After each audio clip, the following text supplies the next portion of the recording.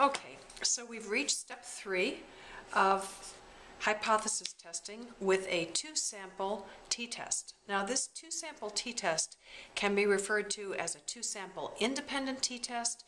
You can also call this a 2-sample unpaired t-test, or simply an unpaired t-test. And the reason that we call it an independent t-test or an unpaired t-test is because it's used for studies in which you have two groups, two samples that need to be compared, and each sample includes completely different subjects. So there's one group of 40 subjects in group 1 and an entirely different group of subjects in group 2. And the meaning and significance of this is going to become clearer in chapter 12 when we study the 2-sample dependent t-test.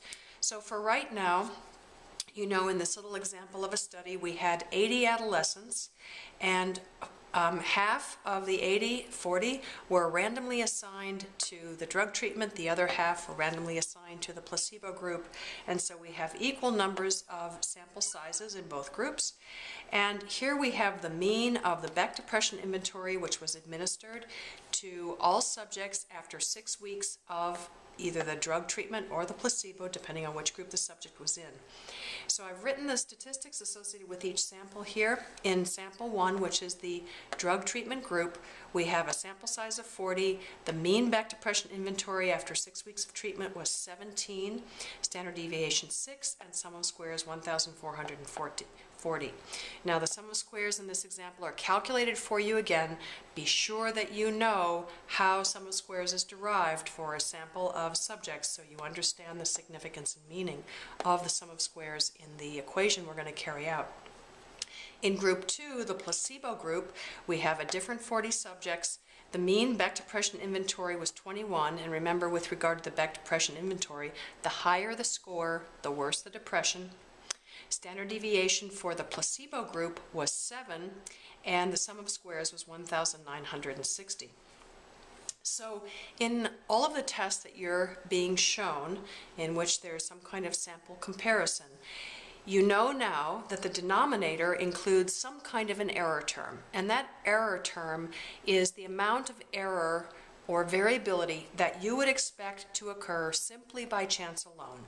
Remember, the fact that you get two different values for these two different samples is not interesting in and of itself. What we need to know is whether or not the difference between the mean values is great enough to suggest that that difference did not just happen completely by chance alone, but perhaps happened because of an intervention that was used with one of the groups.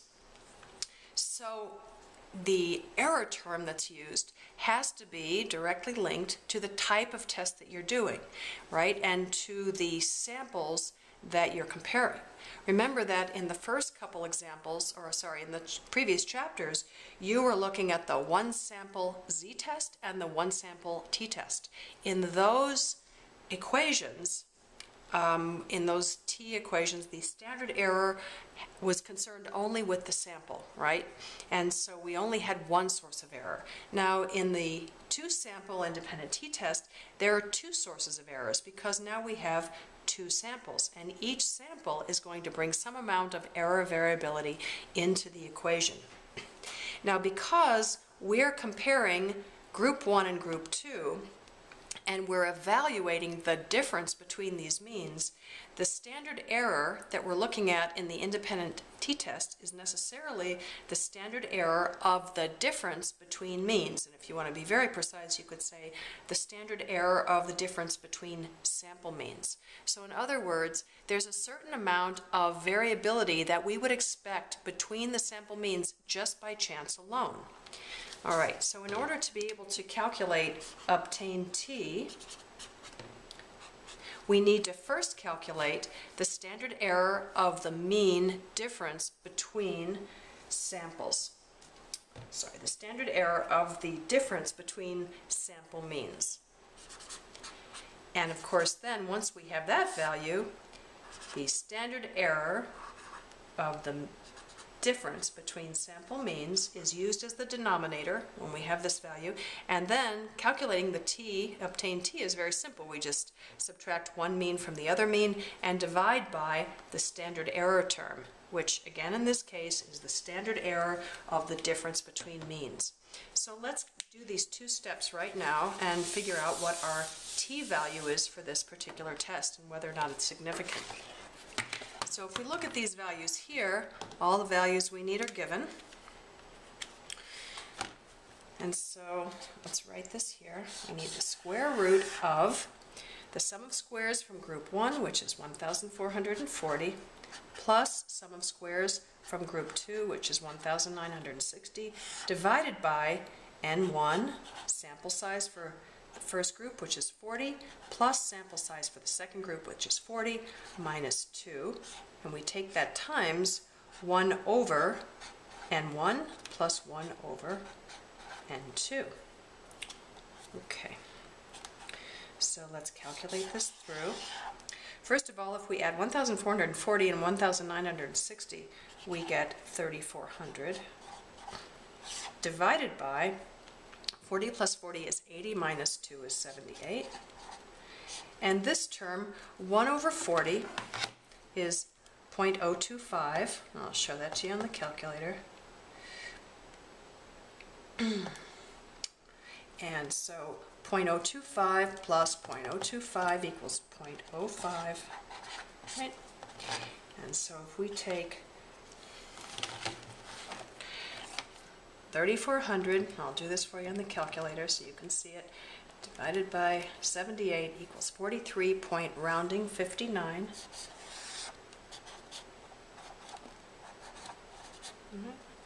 Times 0.05, and if you calculate that through,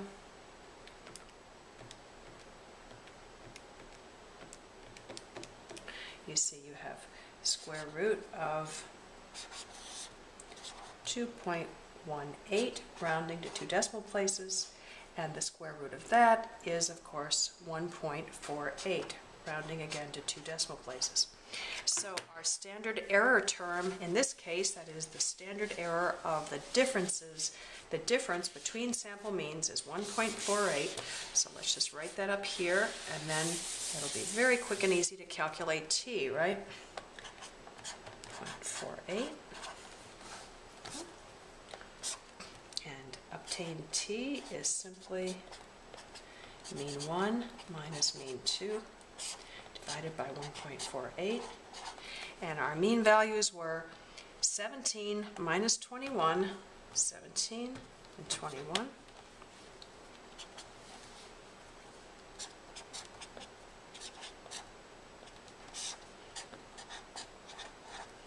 and that's 4 divided by 1.48. Let's use the calculator again, and our t-value for this test is 2.70. Okay. Now, you'll notice that this is actually negative.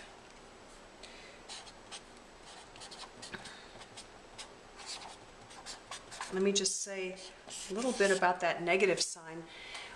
Whether or not you call your treatment group or your control group, group 1 or group 2, is completely arbitrary. And consequently, whether or not you end up with a negative sign or a positive sign is determined completely by this arbitrary choice. Now you can assign your group names according to what the outcome of your study is that you expect in order to end up with a positive t-value or a negative t-value. It doesn't really matter because remember, the normal distribution or the t-distribution, normal distribution, is completely symmetrical, right? So whether or not you have a negative or a positive sign really is of most concern only in the case when you're doing a one-tailed test. It's up to you as the researcher to know how to interpret this negative or positive t-value, and you have to do that by simply going back to your raw score values and properly interpreting the difference between your groups. So now you're at the point where you're ready for step 4, the evaluation of your t-value.